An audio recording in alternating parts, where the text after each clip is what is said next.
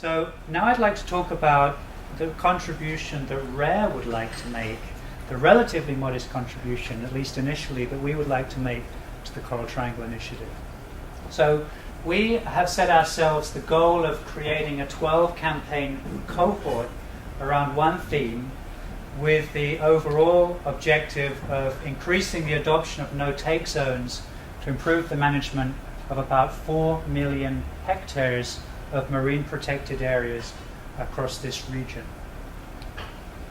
The process that we've gone through to get to this point started late 2008 when we did something that we've never done before, which was hiring some top-ranking outside experts to give us advice on what's going on in this region before we started going out and recruiting partners and starting Pride campaigns. So we did that December 2008, about 6 months ago.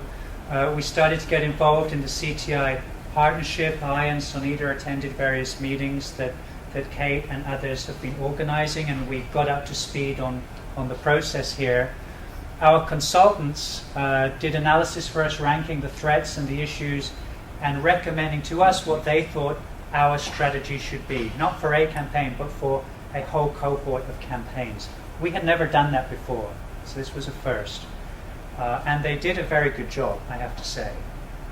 They defined a theory of change for the entire cohort, which I'll show you that in a moment and how that's evolving. They proposed priority sites and partners, and we're now in the latter stages of receiving applications and selecting the partners that we're going to work with, and I'll show you where that's at. We're also making a lot of progress in securing the funding, not for individual campaigns, but for the entire cohort. And this will be launched in early February 2010, the 12 sites. We're pretty confident that we're going to be able to do that.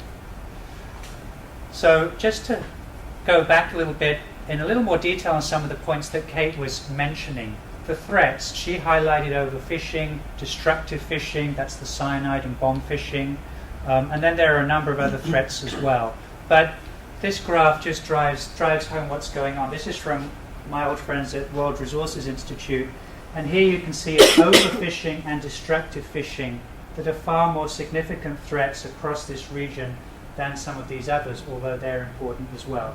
And overfishing comes out a little more than destructive fishing. People and local communities are a very significant part of this dynamic in many of the MPAs and the potential marine protected areas that Kate put up on her map. And in Indonesia, the Philippines, and across Melanesia, in Indonesia relatively recently, those local communities are being given the power to make a lot of decisions about how these resources are being managed. So there's a very interesting opportunity here for us. The devolution of power to the community level and the potential for local rights-based fisheries management, or Keith put it much better this morning, a benefits swap. You take control of this resource as long as you manage it well. And that includes setting up substantial no-take zones, which do not exist yet operationally in hardly any of the marine protected areas across this region. We're looking hard for cases that we can learn from. So there's a very clear niche, we feel, for RARE and for Pride to build that support and implement that program. So the theory of change here, and this is not the theory of change for a campaign, this is the theory of change for the entire cohort, is the following. Conservation result, to put it in very simple terms, is a lot of big, fat, happy fish swimming around, the ones that are easy to catch and people like to eat, but are the top predators in these ecosystems, and you remove them, you really mess up how these ecosystems function. In terms of knowledge, what we need to deal with is understanding that fisheries are in decline. There's surprisingly low awareness of that. Realization that no-take zones are a very important part of the solution to that, like protected areas are for forests. And then mobilizing the expertise and making that available to help design those with communities. The change in attitude is generating the concern and understanding that this is a very valuable resource. It has to be conserved. The 100 million plus people who depend on these resources will benefit enormously for managing this resource more sustainably.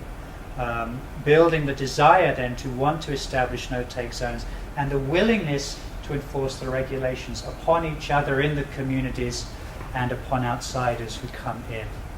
Interpersonal communication piece of the equation, creating those discussions and conversations around those various aspects that I was discussing, including, interestingly, the need to work upwards and lobby local governments, bring the local governments in Indonesia. The district level is the really key level for decision making about the establishment of these now, these no-take zones, and how local level regulations can be set up and enshrined in local level law, formal law, and they can move forward with their plans.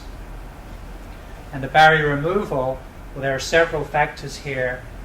Building understanding within the political establishment, particularly at the local level, about how important this is. Potentials for employing members of the local communities in the process of management of these areas, making this more socially acceptable, building a strong sense that anyone going fishing in these areas is stealing from their neighbours, stealing from other members in the community. You can imagine how a pride campaign would communicate these messages very effectively. And of course enhancing the local capacity to design and monitor these areas amongst our partners. Behaviour changes that the communities request the set aside of these areas, and they're motivated to do that. And overfishing is measurably reduced as a consequence. This is where we are in terms of putting together the partnership that will fill the cohort. We're looking for 12 sites. We've had over 32 strong expressions of interest from sites which meet the criteria and from groups that want to work within that theory of change.